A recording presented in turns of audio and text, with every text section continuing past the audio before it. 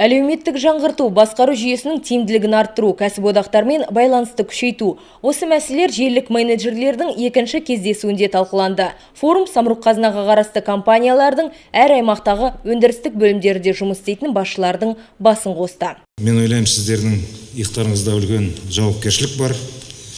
Сондықтан біз сіздерге үміт артамыз. Сіздермен бірге жұмыс істеп, табыстан табысқа жетуге біз өте мүдделіміз. Сіздермен осындай жиындарды біз жыл сайын ұйымдастырып тұрамыз, жақынырақ танысамыз деген үміттеміз.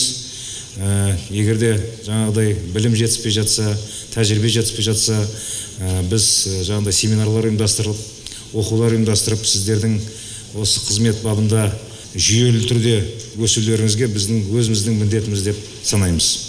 Қор компаниялар тобында 350 мыңға жуық адам жұмыс істейді. Олардың 10%-ы әкімшілік қызметкерлер. Әр ұжымда қоғамдық пікірді қалыптастыратын формальды емес көшбасшылар бар. Олармен тығыз қарым-қатынас жасау арқылы еңбек қатынастарының жүйесін жетілдіру көзделген. Халықтың арасында, қарапайым жұмысшылардың арасында болып жатқан ой пікірлер, олардың ұсыныстары, олардың барлығы бүгін шешім қабылдайтын азаматтарға, шешім қабылдайтын басшыларға ол жету керек. Сондықтан осындай бүгін ашық әңгіме болып жатыр.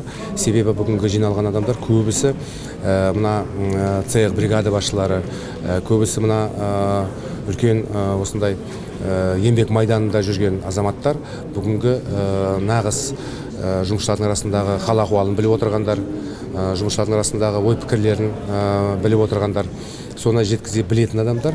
Сондықтан осы әңгімеден біз үлкен үміт күтіп отырмыз. Самұрық-қазына үшін әлеуметтік тұрақтылық мәселесі аса маңызды. Бұл тұрғыдан компаниялар тобында өткізілген зерттеу нәтижесі форум барысында жария етілді. Сауалнамаға қордың 9 ірі компаниясы мен бөлімшелері қатысты. Анықталғандай, тұрақтылық индексі 58%-ға тең. Яғни осы бағыттағы жұмыс тиімді. Алайда шешімін табуға тиісті өзекті мәселелер де жоқ емес. Әрбір жергілікті басшы осы картаға байланысты бізден қалай жұмыс жасау керек, қандай өзгерістер кіргізу керек деген біздің рекомендацияларымызды алады. Соған байланысты әрбір мекеменің басшысы, әрбір ұлттық компанияның басшысы, қазір біз ұлттық компанияларға барамыз, бұларға көрсетеміз, сол жағынан проблемаларын шығарамыз. Соған байланысты олар өздерінде жұмыс жүргізу керек. Ең басты байқасаңыздар, әрине бұл жалақы жағынан көптеген сұрақтар туындап жатыр.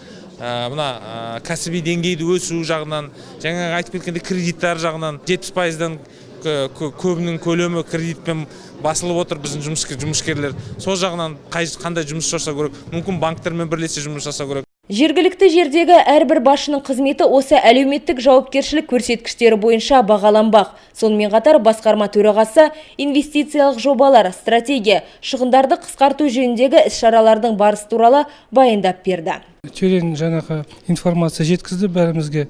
Оны мысалы әр газетте оқи алмаймыз. Бүгін өзі естіген соң талай нәрселерге көзіміз жетіп жатыр.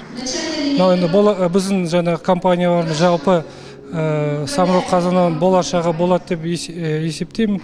Алдымызда бәрі көп жұмыс бар, жұмысты істеп, қызық көретін бола берейік. Жиын соңында жемісті қызмет еткен желілік менеджерлер марапатталды. Негізі желілік менеджер деген сөз тіркесінің мағынасы терең. Дәл осы адамдар қор басшылығы мен ұжымдар арасындағы байланыс желісін жалғайтын дәнекерші болып табылады. Және алдағы уақытта олар шалғайдағы өндіріс орындарына корпоративті құндылықтардың мәнін жеткізулері тиіс.